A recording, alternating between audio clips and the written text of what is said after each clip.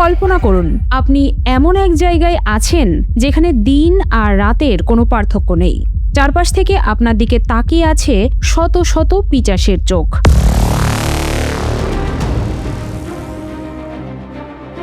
যাদের প্রতিটি নিঃশ্বাসে মিশে আছে রক্তের ঘ্রাণ। ল্যাটিন আমেরিকার ধূসর প্রান্তরে দাঁড়িয়ে থাকা এই দানবীয় কংক্রিটের নাম চেকট।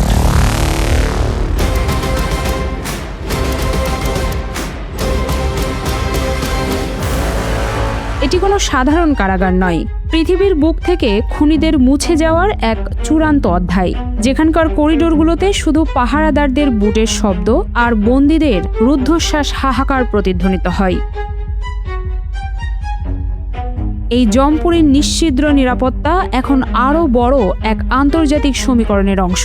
মার্কিন প্রেসিডেন্ট ডোনাল্ড ট্রাম্পও আমেরিকার সবচেয়ে দুর্ধর্ষ গ্যাংস্টারদের এই নরকের গর্তে নির্বাসনের নির্দেশ দেন।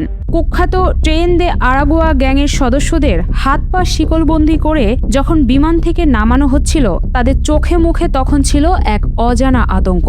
কারণ তারা জানতো আমেরিকার আইনি ফাঁকফোকর দিয়ে হয়তো বেঁচে যাওয়া যায়, কিন্তু এই চেকট কারাগার থেকে মুক্তির একমাত্র পথ হলো কফিন। 40,000 কয়েদি ধারণ ক্ষমতার এই জেলের অন্দরমহল যে কোনো সুস্থ মানুষের রক্ত হিম করে দেওয়ার জন্য যথেষ্ট। এখানে মানবিকতা এক নিষিদ্ধ শব্দ। প্রতিটি সেলের ভেতরে গাদাগাদি করে রাখা হয় 65 থেকে 70 জন কয়েদিকে। একসময় যারা রাজপথে একে অপরের মুন্ডু কেটে উল্লাস করত, সেই ব্যারিও 18 আর MS-13 এর মতো চিরশত্রু গ্যাংস্টাররা আজ একই সেলে একে অপরের গায়ে গা লাগিয়ে বসে থাকে। প্রতিশোধ নেওয়ার শক্তিটুকুও তাদের নেই, কারণ মাথার উপর 24 ঘন্টা জ্বলতে থাকা তীব্র ফ্লাডলাইটের আলো তাদের চোখের পাতা এক হতে দেয় না। তারা ভুলেই যায় আজ সোমবার নাকি শুক্রবার, এখন সকাল নাকি গভীর রাত।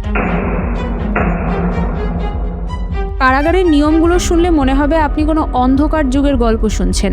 এখানে কয়েদিদের জন্য নেই কোনো বিছানা, নেই কোনো বালিশ। লোহার তৈরি 4 তলা উঁচু ফ্রেমের ওপর হাড় কাঁপানো শীতে তাদের রাত কাটে। নেই কোনো ভেন্টিলেশন।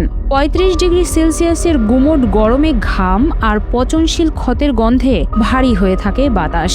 দিনে মাত্র 30 মিনিটের জন্য সেল থেকে বের হওয়ার অনুমতি মেলে, তাও আবার নুয়ে পড়া শরীরে, মাথায় বন্দুকের নলের ছায়ায়।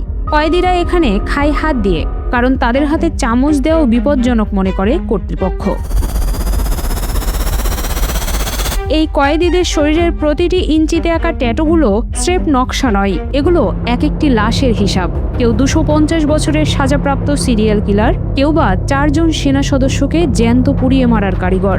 এক সময়ের সেই দাপুটে খুনিরা এখন ন্যাড়া মাথায় সাদা হাফ প্যান্ট পরে পাথরের মূর্তির মতো করিডোরের লাইন দিয়ে হাঁটে। কারারক্ষীরা সবসময় মুখোশ পরে থাকেন, ভয়ে নয়, বরং কয়েদিদের পরিবারের রোষানল থেকে নিজেদের পরিচয় গোপন রাখতে। কারণ এই দেয়ালের বাইরে যারা যতই ক্ষমতাশালী হোক, ভেতরে তারা কেবলই এক একটি পণ্য। মানবাধিকার সংস্থাগুলো একে কংক্রিট আর স্টিলের গর্ত বলে চিৎকার করলেও বুকলে প্রশাসন অবিচল। গত 2 বছরে এই জেলের ভেতরে অন্তত 261 জনের মৃত্যু হয়েছে। কারো মৃত্যু হয়েছে নির্যাতনের কারণে, কেউ বা ধুকে ধুকে মারা গেছে চিকিৎসার অভাবে। কিন্তু এখানে কারো চোখের জল মোছার কেউ নেই। এটি এমন এক জেলখানা যেখানে কোনো আত্মীয় দেখা পাওয়া বারণ, কোনো চিঠিপত্র আসা নিষিদ্ধ। আইনজীবীর সাথে কথা বলা থেকে শুরু করে বিচার সবই হয় জেলের ভেতরে ভিডিও কনফারেন্সের মাধ্যমে। সবচেয়ে ভয়াবহ হলো ডার্ক সেল। যারা জেলের ভেতরেও অবাধ্য হয়, তাদের পাঠিয়ে দেওয়া হয় সেই নিরেট অন্ধকার প্রকোষ্ঠে। সেখানে নিজের হাত দেখাও দুষ্কর। খাবার বলতে শুধু সামান্য ভাত আর মটরশুঁটি। মাছ বা মাংসের স্বাদ তারা সম্ভবত এই জন্মে আর পাবে না।